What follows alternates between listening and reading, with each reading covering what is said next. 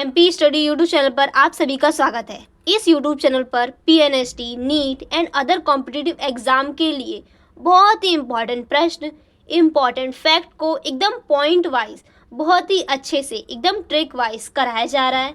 तो आप लोग जल्दी से हमारे चैनल को सब्सक्राइब, लाइक, शेयर कर दीजिए ताकि और लोगों को भी फ़ायदा हो।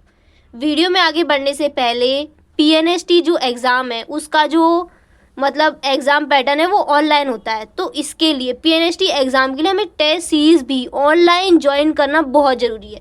तो मेरी आपसे रिक्वेस्ट है, आप लोग पीएनएसटी आकाशगंगा जो टेस्ट है उसे आप लोग ज़रूर ज्वाइन कीजिए। ज्वाइन करने के लिए डिस्क्रिप्शन बॉक्स में दिया गया नंबर है या फिर लिंक है, तो आप लोग उससे ज्वाइन कर सकते हैं। तो चलिए आज हम लोग बिल्कुल टू द पॉइंट बात करेंगे। तो एकदम रेडी हो जाओ, कॉपी, पेन और एक पानी की बोतल साथ में लेके, क्योंकि डिहाइड्रेशन हो रहा है तो पानी भी पीना बहुत ज़रूरी है।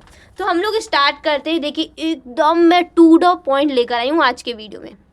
सुनो, ये जो कॉम्प्लेक्स है, आज की वीडियो में बात करेंगे संकरण जो मैंने वीडियो बनाया था, तो अब मैंने उस पर वीडियो बनाया जिसपे बच्चों को बहुत ज़्यादा डाउट होता है उस कॉन्सेप्ट पर।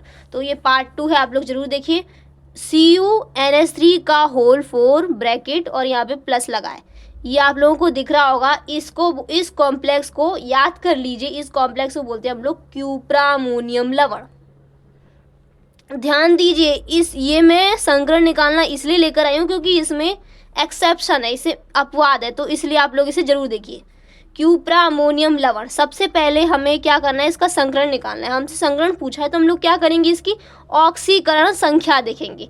तो यहाँ पे हमने इसकी ऑक्सीकरण संख्या देखी। देखो कॉपर का निकालना है तो कॉपर को हमने X माना, और हम लोग जानते हैं H2O, NH3 ये सब उदासीन लिगेंड है, राइट। तो ये उदासीन लिगेंड है, तो हमने यहाँ पे 0 लगा दिया, और यहाँ पे ब्रैकेट के ऊपर +2 लिखा है तो हमने यहाँ पे प्लस मतलब 2 लिख दिया। तो X यानी इसकी ऑक्सीकरण संख्या 2 आ गई, राइट। तो हमें जो इलेक्ट्रॉनिक विन्यास है वो कॉपर का नहीं निकालना, क्योंकि जो हमारी ऑक्सीकरण संख्या ये 2 आई है, तो हम लोग कॉपर +2 का इलेक्ट्रॉनिक विन्यास निकालना है। तो कॉपर का इलेक्ट्रॉनिक विन्यास कितना होता है, कॉपर का परमाणु क्रमांक होता है 29। इसका जो इलेक्ट्रॉनिक विन्यास होता है आर्गन, यानी आर्गन का क्या मतलब, यहाँ पे 18 और यहाँ पे 9 है, तो हम यहाँ पे लिख देंगे क्या, 3D10 4s1। हमने ऐसा क्यों लिखा, क्योंकि स्टेबिलिटी यानी स्थायित्व के लिए हमने यहाँ पे D10 कर दिया। हमें निकालना है Cu2+ का इलेक्ट्रॉनिक विन्यास। तो इसमें से हम 2 इलेक्ट्रॉन को हटा देंगे, तो यानी कि 4s0 हो जाएगा और 3D9 हो जाएगा। देखिए यहाँ पे 4s0 और 3D9 हो जाएगा। हमारे पास देखो यहाँ पे 3D9 है और 4s0 है। तो हमने यहाँ पे 9 इलेक्ट्रॉनों को पहले भरा, 1 2 3 ऐसे हमने यहाँ पे भरा। देखिए यहाँ पे 3D9 था और 4s0 था। यहाँ पे हम D में 5 कक्षक होते हैं, 1 2 3 4 5, 1 2 3 4 5, ये हमने भर दिया। 5 6 7 8 9, हमारे पास एक अयुग्मित इलेक्ट्रॉन बच रहा है। और हम लोग जानते हैं प्रबल लिगेंड, जरा मुझे बताओ प्रबल लिगेंड का क्रम। देखो CO, CN और NH3, ये तीनों हमेशा याद रखना, ये तीनों प्रबल लिगेंड है। और मैंने आपको बताया था CO तो प्रबलतम से भी प्रबलतम है, ये दूसरे घर में से भी इलेक्ट्रॉन खींच कर लाता है, राइट। तो NH3 प्रबल लिगेंड है। ये 4s0 और यहाँ पे ना 4p भी है, यानी p के 3 कक्षक हैं, 1 2 3। क्यूप्रामोनियम लवण जो होता है इसमें ना एक अयुग्मित इलेक्ट्रॉन बच जाता है, चूंकि NH3 तो प्रबल लिगेंड है, पर ये अपवाद स्वरूप आप लोग इसे याद रख लीजिए। इसका जो इलेक्ट्रॉन है D का, एक इलेक्ट्रॉन हमारे PZ में चला जाता है अपवाद स्वरूप। केमिस्ट्री है तो अपवाद तो होगा ही, तो एक इलेक्ट्रॉन इसमें चला जाता है। तो इसकी जो मतलब कि इसमें देखो यहाँ पे इसकी जो समन्वय संख्या है, ये देखो NH3 के नीचे 4 दिख रहा है, इसकी समन्वय संख्या 4 है। तो मैंने आपको बताया जब भी समन्वय संख्या 4 हो तो हमारी जो संकरण है 2 कंडीशन बन सकती है, या तो sp3 या फिर dsp2। जब भी sp3 बनेगी तो आकृति चतुष्फल की होगी और dsp2 बनेगी तो आकृति वर्ग समतली होगी। तो हमारी जो ये देखो एक अयुग्मित इलेक्ट्रॉन 4p में चला जाता है अपवाद स्वरूप। तो जो हमारी जो आकृति मतलब कि जो हमारा संकरण होगा dsp2 होगा, क्योंकि एक D खाली हो जाता है। अब ये अयुग्मित इलेक्ट्रॉन गया कहाँ है, P में गया है, यानी PZ में एक अयुग्मित इलेक्ट्रॉन चला गया, तो यहाँ से हट गया। तो इसकी जो संकरण है यानी कि जिसका जो संकरण है ये DsP2 हो जाता है और आकृति वर्ग समतली हो जाती है।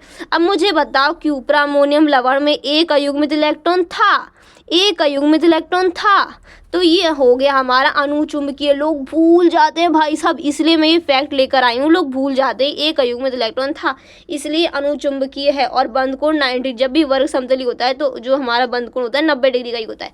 एक बार इसे आप लोग देख लीजिए, मैंने यहाँ पे लिखा भी है, ध्यान दो प्लीज़ प्लीज़। प्रबल लिगैंड की उपस्थिति में Cu+2 का एक अयुग्मित इलेक्ट्रॉन 4pZ कक्षक में चला जाता है, अतः अयुग्मित इलेक्ट्रॉन है तो ये इसलिए अनुचुंबकीय है। बच्चे बहुत भूलते हैं ये वाले क्वेश्चन को, तो ध्यान दीजिए। ऐसे ही ये क्यूप्रा अमोनियम लवण है, हमसे डायरेक्ट ये भी पूछ सकता है क्यूप्रा अमोनियम लवण का संकरण बता। हमको ये कॉम्प्लेक्स नहीं देखा तो हमको ये सूत्र भी याद होना चाहिए, इसकी समन्वय संख्या भी याद होनी चाहिए और इसका संकरण यहाँ पे मैंने पॉइंट बना के लिखा है ना, इसे जरूर याद रखना। पेपर में आते आते एक और क्वेश्चन आता है हमारे पास पेपर में, भूरी वाले परीक्षण, ब्राउन रिंग कॉम्प्लेक्स। जरा बताना इसका कॉम्प्लेक्स का फॉर्मूला क्या था, सोचो जरा। FeH2O का 5 और NO और यहाँ पे +2, ये हमारा भूरी वाले परीक्षण ब्राउन रिंग कॉम्प्लेक्स है। इसमें हमेशा पूछा जाता है, इसमें जो इसकी ऑक्सीकरण संख्या होती है +1 होती है, राइट, +1 होती है और इसका जो चुंबकीय आघूर्ण होता है √15 होता है, √15। ये हमें कुछ ऐसी चीज़ें हैं जो हमें मुंह से याद होनी चाहिए, निकालने की जरूरत भी नहीं पड़नी चाहिए। तो आप लोग कमेंट बॉक्स में बताइएगा इसका जो चुंबकीय आघूर्ण होता है √15 कैसे होता है, राइट। बाकी ये जो देखो यहाँ पे मैंने लिखा भी हुआ है ब्राउन रिंग कॉम्प्लेक्स, ये जो देखो इसे हम लोग ऐसे भी लिख सकते हैं FeH2O